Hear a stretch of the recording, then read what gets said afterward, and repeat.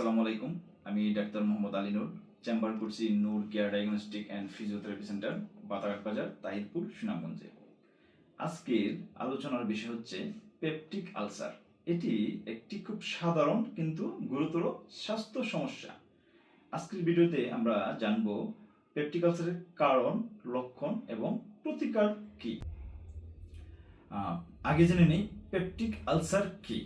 Peptic ulcer হচ্ছে পাকস্থলী বা ক্ষুদ্রান্তের প্রাচীরে এক ধরনের ক্ষত সৃষ্টি করা, সাধারণত হেলিকোব্যাক্টর পাইলোরি নামে এক ধরনের ব্যাকটেরিয়া দ্বারা এই রোগ হয়ে থাকে। এছাড়াও আপনার বিভিন্ন ধরনের non steroidal anti inflammatory drug বা বিভিন্ন ধরনের পেইন কিলার এর কারণ হতে পারে।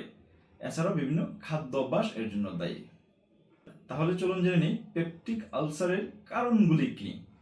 পেপটিক আলসারের কারণ, প্রথমত কারণ হচ্ছে যে হেলিকোব্যাক্টর পাইলোরি নামক এক ধরনের ব্যাকটেরিয়া দ্বারা হয়ে থাকে। এছাড়া হচ্ছে non steroidal anti inflammatory drug বা বিভিন্ন ধরনের পেইন কিলার খাওয়ার অভ্যাস অনেকেরই থাকে। এই পেইন কিলারের কারণে আলসার হতে পারে। বিভিন্ন ধরনের খাদ্য অভ্যাসের কারণে এই আলসার হতে পারে। এছাড়া হচ্ছে যাদের অ্যালকোহল সেবনের অভ্যাস আছে তাদের হতে পারে। যারা অতিরিক্ত মানসিক দুশ্চিন্তায় ভোগেন তাদেরও হতে পারে। যারা ধূমপান বেশি বেশি করেন তাদেরও এই পেপটিক আলসার হতে পারে। তাছাড়া অনেকেরই হচ্ছে খাবার দাবারের ব্যাপারে একদম রুটিন ছাড়া লাইফ যারা লিড করেন, সকালের খাবার দুপুরে খাবার বিকালে যারা খান এবং বাইরের ভাজা পোড়া এইসব খাবার যারা খান এবং খাওয়ার পরপরই অনেকের বিছনায় শোয়ার একটা প্রবণতা আছে। আমরা রাতের খাবার খেয়ে সাথে সাথে দেখা যাচ্ছে যে মোবাইল নিয়ে বিছনায় শুয়ে যায়। এটাও পেপটিক আলসারের একটা অন্যতম কারণ। আসুন জেনে নিই পেপটিক আলসারের লক্ষণগুলো কি কি। আপনি যখন পেপটিক আলসারে ভুগবেন তখন আপনার পেটে এক ধরনের জ্বালা পোড়া ব্যথা অনুভূত হবে, বমি বমি ভাব হবে, ক্ষুধামন্দা, একদম খেতে ইচ্ছেই হবে না, মানে আপনার ক্ষুধাই লাগবে না, এই ধরনের একটা প্রবণতা আসবে। এছাড়া হচ্ছে পেট ফুলে যাওয়া, অল্প খাবার খেলে আর খাওয়ার আগ্রহ হারিয়ে ফেলা, আর খেতে ইচ্ছে হয় না। অল্প একটু ধরেন প্রচন্ড খিদে লেগেছে, অল্প একটু সামান্য খেলেন কিন্তু আর খাবার ইচ্ছে হচ্ছে না, এই ধরনের অনুভূত হবে। এবং যখন এই ক্ষত তৈরি হয়ে যাবে তখন পেটে এক ধরনের তীব্র ব্যথা হবে। অনেক ক্ষেত্রে এই পেপটিক আলসার থেকে যে প্রাচীর, এই প্রাচীরে ছিদ্র হয়ে যায়, ক্ষত হতে হতে ছিদ্র হয়ে যায়, এটাকে আমরা পারফোরেশন বলি। এবং মনে রাখতে হবে এই পারফোরেশন হচ্ছে লাইফ থ্রেটেনিং একটা কন্ডিশন। পেপটিক আলসার যদিও একটা সাধারণ সমস্যা, কিন্তু এই সাধারণ সমস্যাটা যদি আপনার অ্যাবডোমিনাল ওয়ালকে পারফোরেশন বা ছিদ্র করে ফেলে তখন সেটা গুরুতর সমস্যায় পরিণত হয়। সুতরাং শুরু থেকেই এই পেপটিক আলসারকে আপনার আমলে নিতে হবে। পেপটিক আলসারের প্রতিকার কি? যদি সেটা হেলিকোব্যাক্টর পাইলোরি দিয়ে হয় তাহলে এক কোর্স অ্যান্টিবায়োটিকই সেটা সেরে যাবে।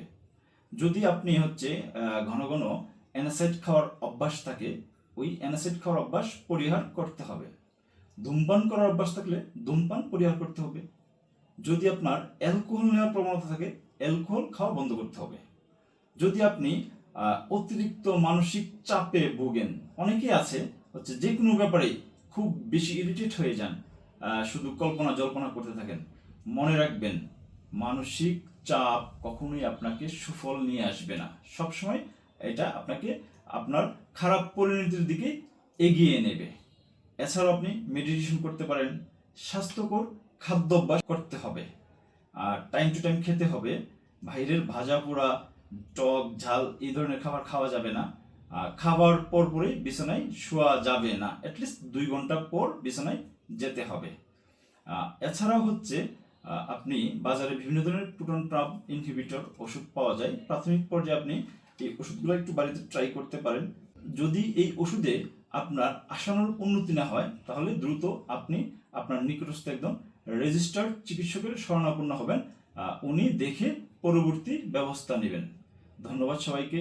যদি আজকের এই ভিডিওটি আপনার জীবনে কিছুটা হলেও উপকারে আসে দয়া করে শেয়ার দিয়ে রাখবেন, আপনি এবং আপনার পরিবার পরিজন যেন, প্রিয়জন যেন দেখতে পারে। যদি কোনো প্রশ্ন থাকে তাহলে নিচের কমেন্টে জানাতে পারেন, চেষ্টা করব উত্তর দেওয়ার। আপনার নির্দিষ্ট কোনো বিষয়ে যদি ইন্টারেস্ট থাকে আমাদেরকে কমেন্টে জানাবেন, আমরা পরবর্তী ভিডিও সেই টপিক্সে নিয়ে আসবো। আসসালামু আলাইকুম।